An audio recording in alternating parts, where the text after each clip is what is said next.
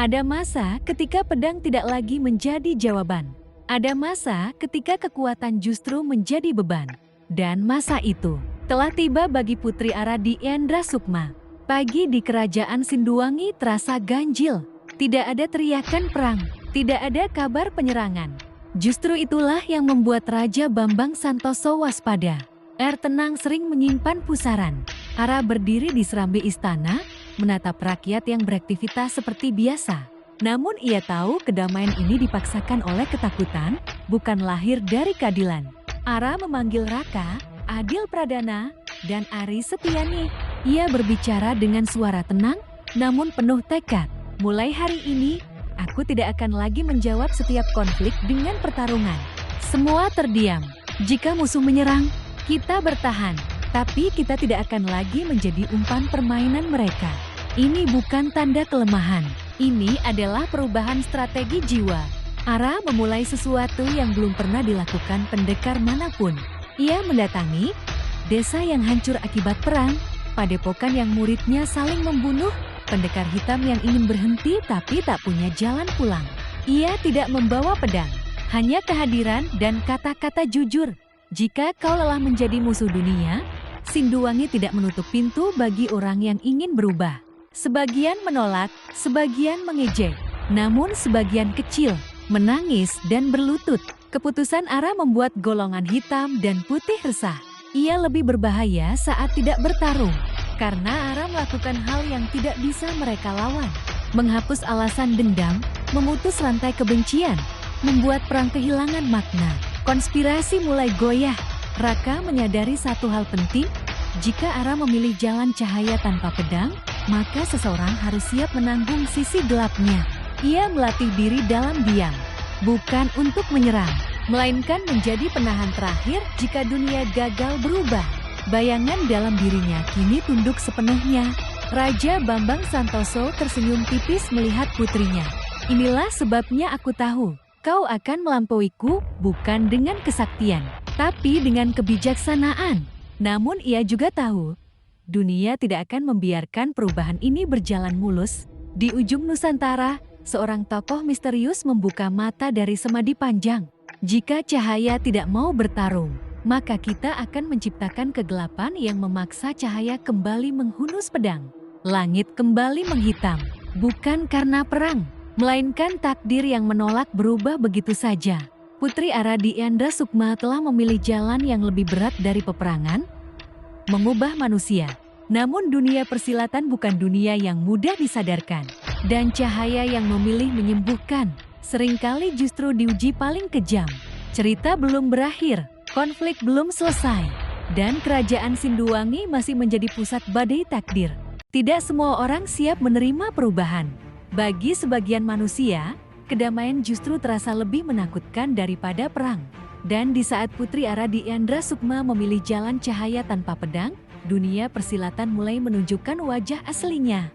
Di sebuah padepokan besar golongan putih, para pendekar berkumpul dengan wajah tegang. Ara terlalu berbahaya jika dibiarkan. Ia membuat murid-murid kita ragu. Mereka mulai bertanya, untuk apa kita bertarung selama ini? Bukan kebencian yang tumbuh, melainkan rasa takut kehilangan pengaruh. Dan dari ketakutan itu, lahirlah niat pengkhianatan. Beberapa pendekar putih menyamar sebagai utusan damai dan datang ke kerajaan Sinduwangi. Mereka membawa senyum dan niat yang busuk. Kami ingin belajar dari kebijaksanaan Putri Ara. Ara menerima mereka tanpa curiga. Siapapun yang datang dengan niat berubah, akan selalu kami sambut. Namun Raka merasakan keganjilan. Bayangan di sekeliling para utusan bergerak liar. Di malam sunyi, pengkhianatan terjadi. Bukan serangan besar, bukan ledakan kekuatan, melainkan upaya pembunuhan sunyi racun, segel kuno, dan ilmu pengikat cahaya. Raka bergerak lebih cepat dari bayangan. Ia menangkis serangan pertama, namun satu segel berhasil ditempelkan di tanah semadi Ara. Ara tersentak, cahayanya melemah sesaat. Kalian menyebut diri putih, tapi bertindak lebih gelap dari kegelapan. Pertarungan singkat pecah, para pengkhianat tewas atau melarikan diri. Namun kerusakan telah terjadi. Ara selamat, namun cahaya dalam dirinya tidak lagi stabil. bukan karena luka fisik melainkan karena kepercayaan yang runtuh. Jika bahkan yang mengaku putih takut pada cahaya, lalu siapa yang benar-benar ingin dunia berubah? Eri Setiani memeluk putrinya. Duh, tidak semua yang bersih berani bercermin. Malam itu, Raka bersujud di hadapan Raja Bambang Santoso. Izinkan hamba berjalan di jalur yang Putri Ara tinggalkan. Kau paham artinya? Hamba akan menjadi bayangan, agar cahaya tidak perlu ternodai. Raja mengangguk. Ini bukan perintah. Ini adalah pilihan takdir. Kabar pengkhianatan menyebar. Golongan putih saling curiga. Golongan hitam tertawa dingin. Lihatlah, bahkan cahaya mereka saling melukai. Konspirasi yang goyah kini kembali menguat. Putri Ara memilih menyembuhkan, namun dunia menjawab dengan luka. Raka memilih menanggung kegelapan, agar cahaya tetap murni. Dan di atas semua itu, kerajaan Sinduwangi kini berdiri di tengah badai yang lebih berbahaya dari perang. Pengkhianatan dari dalam. Tidak semua perjuangan terjadi di medan perang. Ada pertempuran yang berlangsung dalam diam tanpa sorak, tanpa pengakuan, namun menentukan nasib dunia. Di sanalah Raka memilih berjalan, malam menyelimuti perbatasan kerajaan Sinduwangi.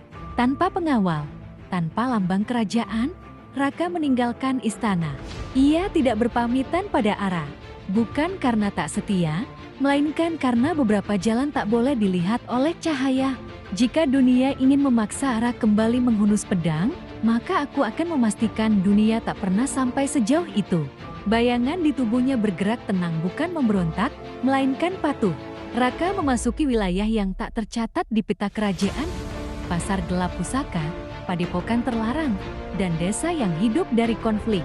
Di sana, nama Ara disebut dengan dua cara. Sebagai harapan, sebagai ancaman.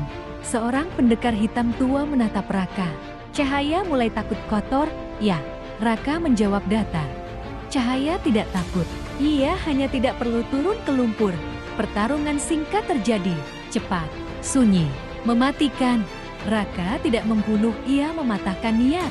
Di Sinduwangi, Putri Ara semakin sering berdiam diri. Cahaya dalam dirinya masih ada, namun tidak lagi mengalir bebas. Ia teringat wajah para pengkhianat, bukan kebencian melainkan kekecewaan yang dalam.